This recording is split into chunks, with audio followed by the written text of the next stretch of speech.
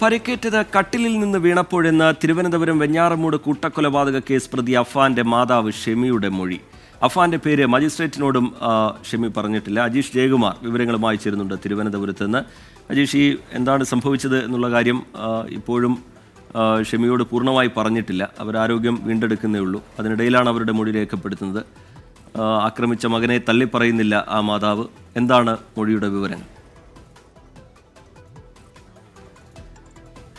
അറിജിത്ത്, ഇന്നലെ രാത്രി 9 മണിയോടെയാണ് ഷെമി ചികിത്സയിലുള്ള ഗോകുലം മെഡിക്കൽ കോളേജിലെത്തി മജിസ്ട്രേറ്റ് മൊഴി രേഖപ്പെടുത്തിയത്. അധികം സംസാരിക്കാനൊന്നും കഴിയുന്ന അവസ്ഥയിലായിരുന്നില്ല ഷെമിയുടെ ആരോഗ്യസ്ഥിതി. അതുകൊണ്ട് തന്നെ വളരെ കുറച്ചു നേരം മാത്രമേ മൊഴിയെടുപ്പ് നീണ്ടുള്ളൂ. ഈ മൊഴിയെടുപ്പിലുടനീളം പറഞ്ഞത് താൻ കട്ടിലിൽ നിന്നാണ് വീണ് പരിക്കേറ്റത്. മാത്രമല്ല, കുട്ടികളെയൊക്കെ ഈ സമയത്ത് ഷെമി അന്വേഷിക്കുന്നുണ്ടായിരുന്നു. ഡോക്ടറുടെ സാന്നിധ്യത്തിലായിരുന്നു ഈ മൊഴിയെടുപ്പ് നടന്നത്. വളരെ പെട്ടെന്ന് തന്നെ മൊഴിയെടുപ്പ് പൂർത്തിയാക്കി മജിസ്ട്രേറ്റ് മടങ്ങുകയും ചെയ്തു.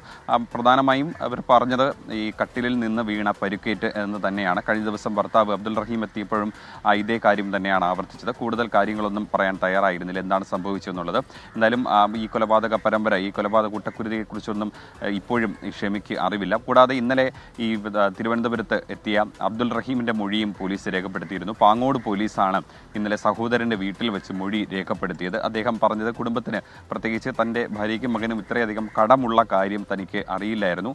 15 ലക്ഷം രൂപയുടെ കടമുള്ള കാര്യം മാത്രമാണ് തനിക്ക് അറിയാവുന്ന വിവരം. കൂടുതൽ കടങ്ങളിൽ പണം എങ്ങനെ, ബാധ്യത എങ്ങനെ വന്നു എന്നുള്ളത് തനിക്ക് അറിയില്ലെന്ന് പറയുന്നു.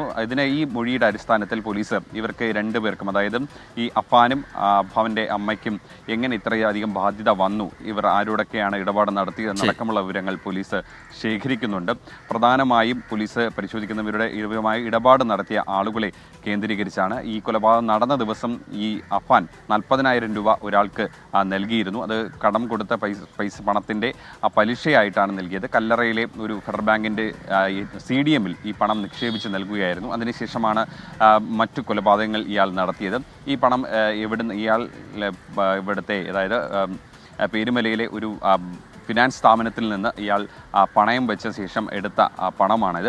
അതുകൊണ്ട് മറ്റു കാര്യങ്ങൾ, ഇയാളുടെ എത്ര രൂപ കടമുണ്ടായിരുന്നു, ആരൊക്കെയാണ് പണം നൽകേണ്ടത്, അതുപോലെ അഫാന്റെ കുടുംബത്തിന്റെ സാമ്പത്തിക ഇടപാടുകൾ കേന്ദ്രീകരിച്ചൊക്കെ അന്വേഷണം നടക്കുകയാണ്. അതിനിടയിലാണ് മാതാവ് ഷെമിയുടെ മൊഴി രേഖപ്പെടുത്തിയത്. ആ മൊഴിയിൽ അഫാനെ തള്ളിപ്പറയുന്നില്ല ഷെമി.